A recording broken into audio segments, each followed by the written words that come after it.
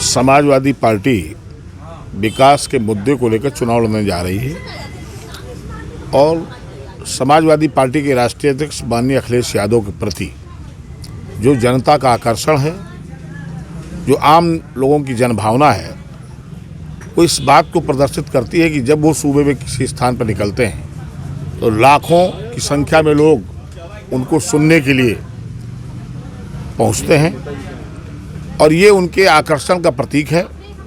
Samajwadi party के राष्ट्रीय अध्यक्ष माननीय अखिलेश यादव जी ने कभी भी जातिवाद के मुद्दे पर चुनाव नहीं लड़ा। समाज के हर तबके को सम्मान दे करके विकास के मुद्दे पर हम उत्तर प्रदेश का 2022 का चुनाव लड़ने जा रहे हैं। कैंपेनिंग को लेकर 2022 के चुनाव में बहुत तगड़ा मुद्दा आ रहा है। आप ना कैंपेनिंग कर सकते हैं, ना डोर टू डोर प्रचार प्रसार। ये निश्चित रूप से कोरोना काल के कारण निर्वाचन आयोग की तमाम गाइडलाइंस हैं, उनका हमारी पार्टी, हमारे राष्ट्रीय अध्यक्ष और जो भी हमारे चुनाव कैंपेन करने के लिए लोग नियुक्त किए गए हैं, वो कोरोना काल का पालन करते हुए अपनी बात जनता तक रखेंगे और विश्वास है कि जनता आदरणीय अखिलेश यादव के नेतृत्व में आस्था रखते हुए मतदान में भाग लेगी। लेकिन 2022 के चुनाव में क्या है, किस मुद्दे को लेकर चुनावी मैदान में उतरे? देखिए, वर्तमान समय में उत्तर प्रदेश के हालात बहुत खराब हैं। समाज का कोई तबका हो, चाहे अगड़ा हो, चाहे पिछड़ा हो, चाहे नौजवान हो, चाहे विद्यार्थी हो, चाहे किसान हो, चाहे मजदूर हो, हर व्यक्ति परेशान है। नौजवान को रोजगार नहीं मिला, किसान को उसकी उपज का वाजिब मूल्य नहीं मिला और भारतीय जनता पार्टी ने हमेशा लोगों को भटकाने का प्रयास किया, भटकाव की राजनीति की। समाजवादी पार्टी हमेशा विकास की राजनीति करती है और विकास के मुद्दों पर राजनीति करती है। समाजवादी पार्टी के राष्ट्रीय अध्यक्ष माननीय अखिलेश यादव ने कहा है कि 300 यूनिट बिजली हम फ्री देंगे, सिंचाई शुल्क माफ़ होगा, विद्यार्थियों को लैपटॉप देंगे और जो 55 लाख महिलाएं थीं जिनकी पेंशन योगी सरकार ने रोक दी थी, उनको 3 गुना बढ़ा करके 1500 रुपये प्रतिमाह पेंशन देने का ऐलान किया। सर, आखिरी सवाल, 2022 के चुनाव में जैसा कि आप देख रहे हैं चुनाव रैलियों पे प्रतिबंध लगा दिया गया है, लेकिन बीजेपी के बड़े बड़े कद्दावर नेता डोर टू डोर कैंपेनिंग कर रहे हैं, चुनाव प्रचार कर रहे हैं, सरकारी सुविधाओं का सदुपयोग कर रहे हैं। ये आप सच कर रहे हैं कि भारतीय जनता पार्टी के राष्ट्रीय अध्यक्ष हों या भारत का गृह मंत्री हो या और बड़े नेता हों, जो चुनाव कैंपेन कर रहे हैं उनके पीछे हजारों की, सैकड़ों की भीड़ होती है। उस पर निर्वाचन आयोग को संज्ञान लेना चाहिए, क्योंकि ये कोरोना काल है। विपक्षी दलों के लिए तो गाइडलाइन है, लेकिन भारतीय जनता पार्टी जो कि हुकूमत में है उसके लिए कोई गाइडलाइन नहीं है और निर्वाचन आयोग द्वारा दी गई गाइडलाइन की धज्जियां उड़ा रही भारतीय जनता पार्टी। निर्वाचन आयोग को इसको संज्ञान में लेकर तत्काल कार्रवाई करें। वही ने बयान दिया था अभी कुछ दिनों पहले कि जो गन्ना का विरोध कर रहा है वो जिन्ना के साथ है, तो इस बयान पे आप क्या कहेंगे? देखिए, ये दुर्भाग्य है कि उत्तर प्रदेश में ऐसा मुख्यमंत्री है जिसकी भाषा अमर्यादित है, जिसकी सोच शून्य है, जिसने कभी भी संघर्ष का जीवन नहीं जिया, जिसका कभी भी किसान, नौजवान, मजदूर से ताल्लुक नहीं रहा, इसलिए वो उस तरह की भाषा बोलेंगे स्वाभाविक होता है। सर, आप अपने विधानसभा क्षेत्र में आम जनता से क्या अपील करना चाहते हैं 2022 चुनाव को लेकर? देखिए, मेरी विधानसभा क्षेत्र भोगनीपुर है, जो कानपुर जनपद देहात में स्थित है।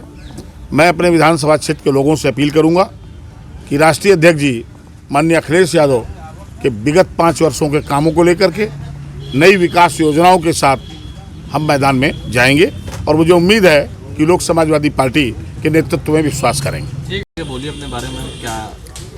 मैं ऐश्वर्या श्रीवास्तव, बनारस 390 कैंट विधानसभा से आवेदक हूँ समाजवादी पार्टी से।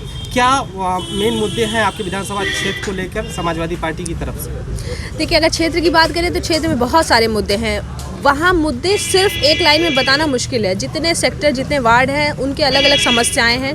किसी वार्ड में पीने के पानी का, जो कि सीवर लाइन से फट के दोनों एक में मिल गए हैं, गंदा पानी हो गया है, पीने का पानी नहीं है, किसी में सड़कें नहीं हैं, किसी में, मतलब हर वार्ड में हर अलग अलग समस्याएं हैं। और पिछले 30 साल से हम कह सकते हैं भाजपा के विधायक हैं, एक ही फैमिली के विधायक हैं, माँ रहे हैं, पिताजी रहे हैं, फिर बेटा है, और फिर भी कभी कभी ज़रूरत पड़ने पे हमारे विधायक जी भी फावड़ा उठा लेते हैं। तो विकास क्या किया है उन्होंने, आप समझ ही सकते हैं। तो उनकी तरफ से आम जनता के बीच में कोई मोदी जी ने कहा था कि बनारस को क्यूटो बना देंगे 5 साल के अंदर। सांसद बनने के 8 साल होने वाले हैं, तो क्या क्योटो बन गया बनारस? क्योटो की हम अगर बात करें तो हम आप कभी समय निकाल के आइए, हम अपने क्षेत्र में दिखाते हैं। बनारस हमारे टोटो नहीं बना, लेकिन टोटो शहर जरूर बन गया है। एक चीज़ जरूर होनी टोटो चाहिए। शहर बन गया है, और कभी आइए समय निकाल के हम अपने क्षेत्र के किसी वार्ड में हम आपको दिखाते हैं। एक भगवानपुर वार्ड है, वहाँ बारिश में स्थिति ये है कि अगर गर्भवती महिला है तो वो बारिश के समय में शायद वहाँ तक भी ना पहुँच पाए। ये स्थिति है वहाँ के सड़कों की, वो ये है क्योटो बनारस। बीजेपी के बड़े नेता जो साथ जितने बड़े हैं सभी कह रहे हैं कि उत्तर प्रदेश में विकास की गंगा बहे रही है। तो इस मुद्दे पे आप युवा क्या बोलेंगे? पूरे उत्तर प्रदेश की बात क्या करें, हम तो अपने विधानसभा की बात तो आपको बता ही रहे हैं। और हमको लगता है कि जब जिस प्रधानमंत्री के संसदीय क्षेत्र में और जहां 30 साल से भाजपा का ही विधायक है वहां इतनी विकास है, तो पूरे प्रदेश में क्या विकास होगी आप देख ही रहे हैं। किसानों का क्या हाल है वो देख रहे हैं, महिलाओं का क्या हाल है आप देख रहे हैं, महिला सुरक्षा का क्या स्थिति है ये देख आम रहे जनता हैं। का 2022 के चुनाव में आपकी विधानसभा क्षेत्र कैंट का क्या रुख रहेगा? बिल्कुल इस बार भाजपा वहाँ से जा रही है और समाजवादी का विधायक वहाँ आएगा। मोदी जी बोलते हैं सबका साथ सबका विकास, इस बार हावी होगा? नहीं, सबका साथ और अपना विकास, ये सही लाइन होनी चाहिए भाजपा के लिए। सरकारी सेवाओं का इस बार पूरी तरह से सदुपयोग हो रहा है, क्योंकि चुनाव रैलियों पे प्रतिबंध लगा दिया गया है, कैंपेनिंग पे रोक लगा दिया है। सिर्फ डिजिटली माध्यम से जो भी जो भी कार्यकर्ता है, जो भी लीडर है, कहाँ रोक लगाया है? सभी बड़े मंत्री नेता तो घर घर भीड़ लेके घूम रहे हैं। रोक लगा है सिर्फ विपक्ष के लिए। विपक्ष पार्टी बस। उनके पास चुनाव आयोग की नोटिस दे रही है, कुछ मुद्दे उठाना नोटिस चाहते दे हैं। रही है लेकिन कड़ी कार्यवाही तो नहीं कर रही ना।